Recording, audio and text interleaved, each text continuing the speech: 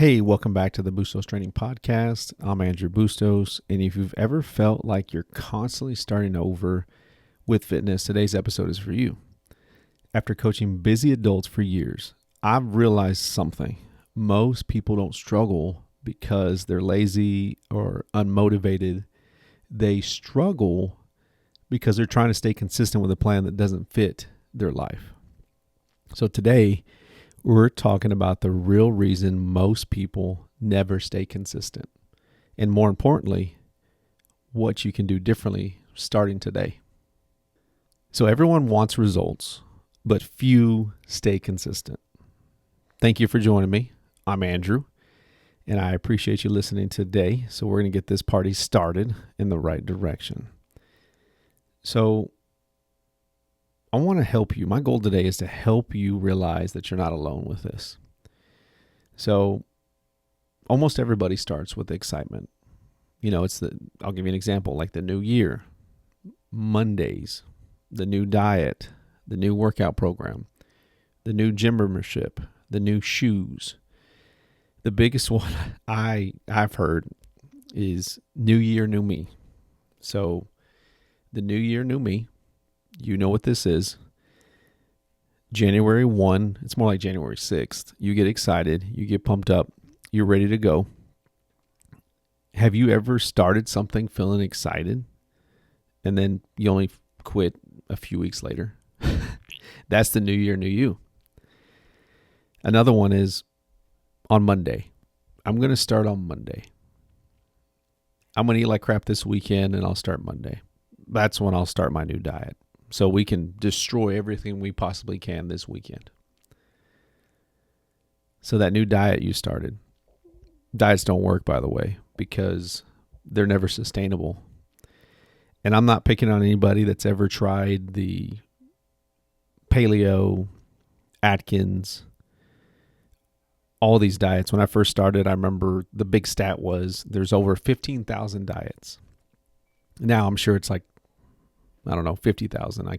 Don't quote me on that number, but it's just how time evolves and people come up with different things and they just make things up and they add new diets. When all it takes is moving more, eating less, don't eat like a jerk, stop eating so much, don't eat off your kid's plate. I'm talking to you. I do it too.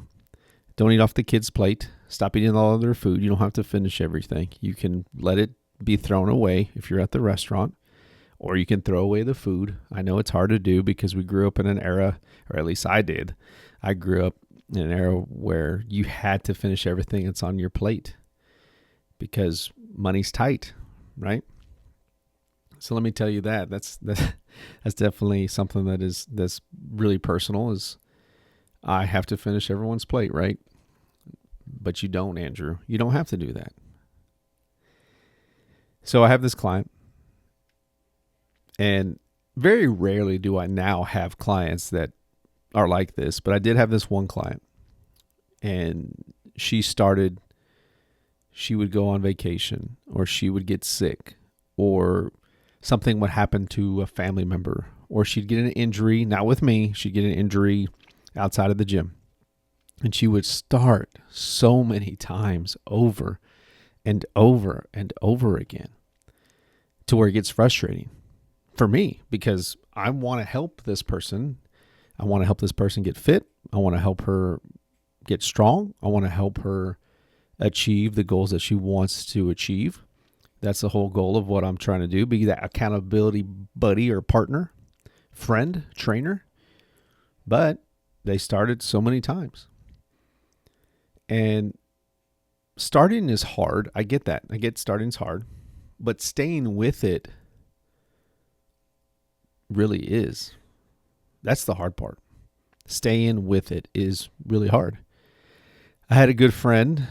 I'm going to call her my friend because she is. She was also a client a long time ago. Now she's my wife's client. And she told me the other day, she said, "You were at the right time in my life. You were hard. You were challenging." My wife's challenging too. Kate's a great trainer. She's a challenging trainer. But I got what she was saying. She was just saying, at that time of my life, which was almost like 12 years ago, I think, when I was training her. She said, "You were the perfect trainer for me. Now your wife's the perfect trainer for me," later on in my life. But something that she said that stuck with me was, she said that you're coaching consistency a lot more. You're coaching, stop trying to kill yourself in every workout. And I like that, because I remember when we would train, is I would kick her butt. I would, because she made excuses and I would kick her butt. But I love her to death. And she is hitting her goals. She stays consistent with her workouts. And if she misses a couple workouts, she gets right back on the horse. She doesn't make excuses for herself, and she sticks with it, because starting isn't really, it is hard, but it isn't the hard part. Staying with it really is. So why do you think, here's why, not why do you think, here's why people think they fail. So I'm going to discuss some common beliefs, and I'm going to tell you this. So people say they have no discipline. I don't have motivation. I don't have time. I always quit. They have these things. What if none of those are actually the problem? What if they're not? What if people say, I have no discipline, I don't have motivation, I don't have time, I always quit? Because these are some things that people actually believe. Discipline is gained by doing something over and over and over and over and over again. Motivation doesn't exist. Motivation is something that does not exist in today's world. It doesn't. I'm not motivated to do crap. I'm going to be honest with you. Consistency, and I'll give you, here's another example. And I've said this in past podcasts, but one of my buddies that I work out with, Caleb, he's an awesome guy. He told me one time, he said, "Hey, Andrew, why do you work out? Or why do you do these things? Like, consistency, like, why is this such a big thing to you?" And I said, "Man, honestly, I don't feel like working out today. I don't feel like doing anything today. I don't feel like crushing my workout today." And he said, "Well, that's what I like about you, is that even when you don't show up, or even when you don't want to show up, you still show up, because that's what it's really about. I know you that I can tell that you don't really want to be here today to work out." And I said, "Honestly, I don't. I've trained all day. I don't want to work out." He goes, "But that's the difference. Is you're ready to you just, it's just part of what you do. It's like brushing your teeth." And I said, "Man, you're right, buddy." And my whole mindset kind of changed at that moment. I remember that. It was a really powerful moment, because motivation is something that doesn't happen. When your baby cries at night, just an example, when your baby cries at night, are you motivated to get up and go help the child? No. There's no motivation needed. You just don't want the baby crying, so you get up. The next night it happens again. Guess what? You just get up, because it's habit. You just make it a habit. You don't want the baby crying to disrupt your sleep, so you got to do whatever you got to do to keep that baby from crying. Another example would be brushing your teeth. I don't really care about brushing my teeth, but I do it. I do it every morning before I eat anything, because I don't want no stank breath. I don't want to be known as old stank breath.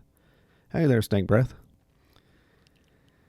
But I don't have time, right? We all have 24 hours, the same 24 hours. You have it, I have it, my mom has it, Kate has it, my son has it, my kids have it.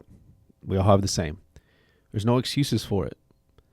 Sometimes you're going to have down days, and sometimes you'll have really great days. Sometimes you'll have great workouts, and you'll have really bad workouts. Some days you'll have bad days, and some days it is going to stink.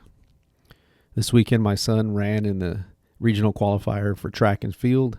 He's 11, and he qualified for 2 of the events that he was in, but he didn't qualify for the 3rd one, and he was disappointed.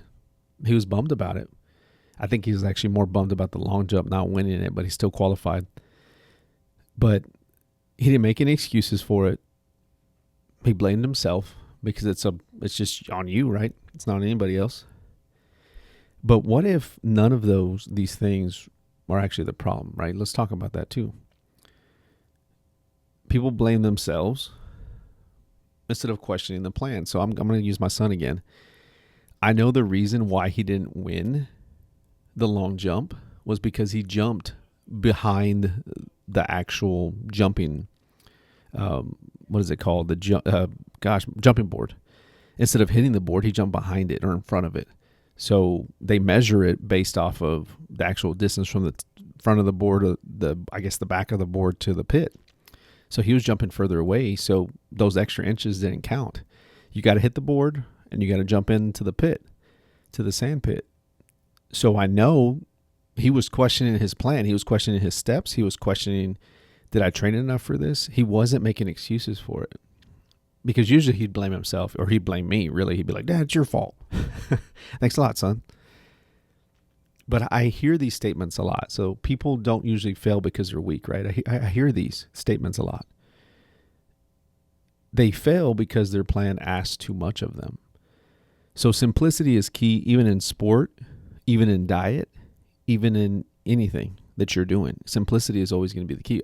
One year I tried to learn how to play guitar. And I got pretty good at, I didn't really get to the point where I was playing music the whole time, but I could play some strings. I could play some chords. I could play different things, keeping it simple.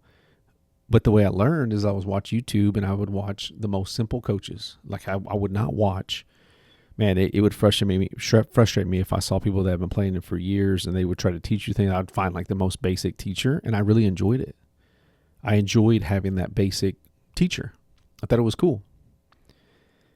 And because the plan was a lot easier to follow for me. And the same thing goes with fitness. Same thing goes in diet plans, nutrition.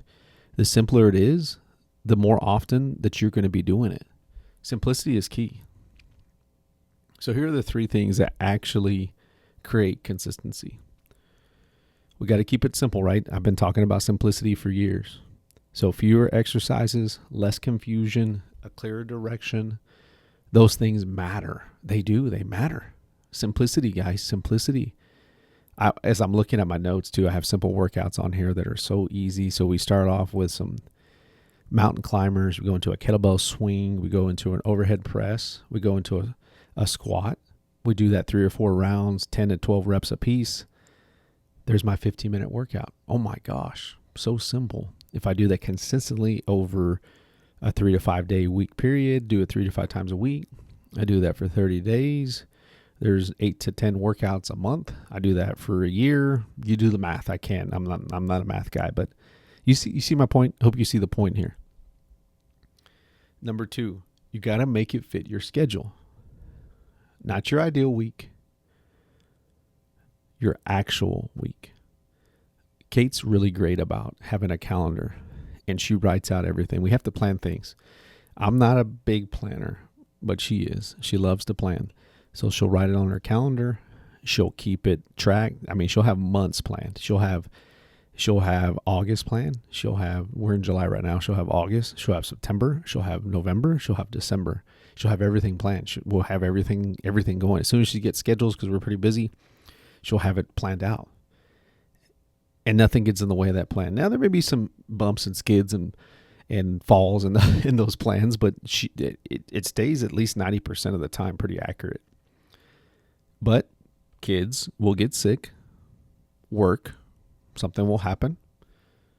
We hardly have vacations, but we threw this vacation in there. So you may have vacations. Seasons, different seasons.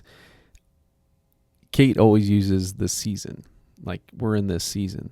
And for years, I'd be like, man, yeah, you're right. Like, okay, we're in the season of this. We're in the season of that. We're in the season of that. We have a kid that's going to be going to Abilene Christian University. We have another kid that's going to be going to 6th grade. We have another kid that's starting kindergarten. They're all entering different seasons. Same with us. So we're going to have to adjust to what they're going to be doing, because we got to get them to and fro, right? And number 3, you got to focus on showing up. Not crushing workouts, just showing up. And the thing about it, the reason why we have jobs, Kate and I, as trainers, as coaches, because some people don't really know what to do. or they don't have accountability enough to do it because they have less willpower. And that's okay, because they're given the power to other things in their life. And that's where we come in. We come in as coaches, we come as teachers, we come in as guides, we come in as accountability partners to help you get to your goals. But this is where I don't want you to think of average as a, like, you're only average. You're an average person. I'm not talking about that. I'm talking about an average workout, like something that's simple. So like what I told you earlier, something that's simple, mountain climbers, squats, swings, presses. That's a simple workout, but there's a lot of bang in that average workout. That's what builds extraordinary results. Years ago, one of my mentors, one of my all-time favorite people, he asked for me to write him a few workouts a week. And he said, I only have 15 minutes. And it's been some years, but he asked me to do that. And I said, sure. Can you commit to this? Can you do 15 minutes? Can you do 3 times a week? Do you have a kettlebell? Do you have a set of dumbbells? He said, yep. All right, write it. I stuck with 3 exercises, 15-minute workout. And he was already 40 years old. And he got in the best shape, I would say, in the time periods of his life. He got in the best shape he possibly could. Yes, he was focusing on his nutrition, but he also was getting fitness, strength involved in the allotted time that he could fit. And all he did was show up. That's all he did. He just showed up. He did exactly what I told him over a 3 to 6 month period, and he did it. He accomplished it. So I want you to change your mindset for just for a split time. People think, I'll work out every day. Then life happens. Life happens, right? So, like I said earlier, a kid gets sick, you get sick, someone dies, something happens, your car breaks. I don't know, something, life happens. We all have something. I tore my Achilles almost 3 years ago. And that really set me back. So I had to adjust my whole entire life because of that one injury. It's a big injury. And it stunk. Instead of trying to win the week, I want you to try to win the month. I want you to try to win the year. I'm going to ask you this. This is in my notes. What would happen if you stop trying to be perfect this week and focused on still being here 6 months from now? Because what I used to coach a lot was month or like a week. Let's try to hit a week. But what about if we actually plan for 6 months? What if we did that? Because most of the programs that I have, we do 4 weeks, we do 12 weeks. And I love the 12-week plan way better than the 4-week plan, because I feel like you're going to be more consistent with this. But what about 6 months? Like, what if we prepared for that? Because fitness really isn't about winning today. It's about staying in the long game. And my frustration with fitness right now is really big, because I feel like anybody can hit it big online, on social media. If you are young and you're good looking and you're hot, or whatever you want to call yourself, or whatever you look at, I don't know, then you have the upper hand. You post one little thing and you go viral, and now you're the expert. And it bothers me because I have a sense of like ownership over fitness, because I've done this for so long that I hate fads, and I'm pretty boring, I guess you could say. I'm big on consistency. And if someone tells me, man, I can't find the energy, or I can't find the encouragement, or I can't find the motivation, I'm like, man, it frustrates me, because this is one thing that I'm like, bro, you just got to get after it. Now I sound like my 11-year-old, but you just got to get after it. I mean, you just have to set the month, set the 2 months, 3 months, 6 months. Imagine where you'd be from a year from now. And if you can't do that, that's when you got to hire me, because I'll get you there. We're going to get there. I'm not going to allow you to fail. And if you do, it's going to be because you failed. You didn't show up, because I'm going to write it all out for you. Simple as that. Because fitness is not about winning today. It's about staying in the game. So here's 3 things I want you to do this week. Here's challenge number 1. I want you to schedule your workouts. I don't want you to hope they'll happen. I want you to put them on the calendar. So take your calendar, put them on the calendar. Number 2, I want you to lower the bar. Okay? All right? No pun intended. You're not picking up, raising the bar or using a barbell. If all you have is 20 minutes, that's enough. So if you know what I've been teaching a lot over the last couple years is 15, 20-minute workouts. Keep it simple. Don't make it harder than what it should be. 5 exercises a workout. I've been posting about it for years. Keep it simple. And number 3, I want you to stop starting over.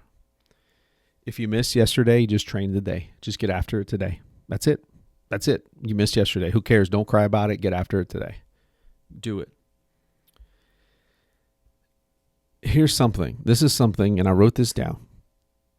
So I've coached people for many, many, many years, and I've coached people who are incredibly athletic, and I've coached people who've never touched a weight before. The people that succeed have one thing in common. They keep coming back. Not because they're perfect, because they've stopped expecting perfection. And I can think about all my clients that I've trained over the years. I've had clients that have quit. I've had clients that have moved away and still stayed in touch.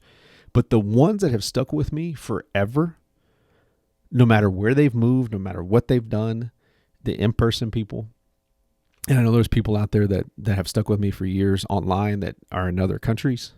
So thank you for that. But the great thing about it is they keep coming back. They're not perfect people, guys. They just keep coming back. They just keep, and they don't stop. They're not looking for perfection. They're looking for consistency, and they found it. And that's the biggest thing I want to applaud them on and applaud you on if you're one of those people. And if you're not one of those people, I'm still going to applaud you because you can be one of those people. But let that sink in. That's big. That's huge. So here's my challenge again. This week, don't chase the perfect workout. Just prove to yourself that you can keep one promise. Schedule your next workout, show up, and repeat it. I tell my kids that. Confidence isn't built, like, especially when you're nervous before an event or you're nervous before a production. The ACU kid she's going to be on the theater team, I guess, or whatever they're called. Drama club, drama team, she's going to be on stage. Let's just say that. Confidence isn't something that just shows up. Confidence comes from doing the same thing over and over and over again and becoming great at it. That's what it is. That's where confidence is built. If you're nervous about it, it means you haven't practiced it enough. You haven't done it enough. You just haven't. But that's how confidence is built. Okay? Okay. That's enough for me jabbing jibbing. Thank you so much for spending the part of the day with me. Whether you're in the car, you're listening to me, you're watching me, whatever you're doing. If today's episode encouraged you, I would love for you to follow this podcast and share it with someone who's trying to get back on track. And if you're ready for a simple plan that fits real life, head over to BUSTOSTRAINING.com. That's where you'll find the same coaching philosophy I share every week on this podcast. Remember, simple strategies, stronger for life. Thank you so much for joining me, and I'll see you next week. And get out there and crush it.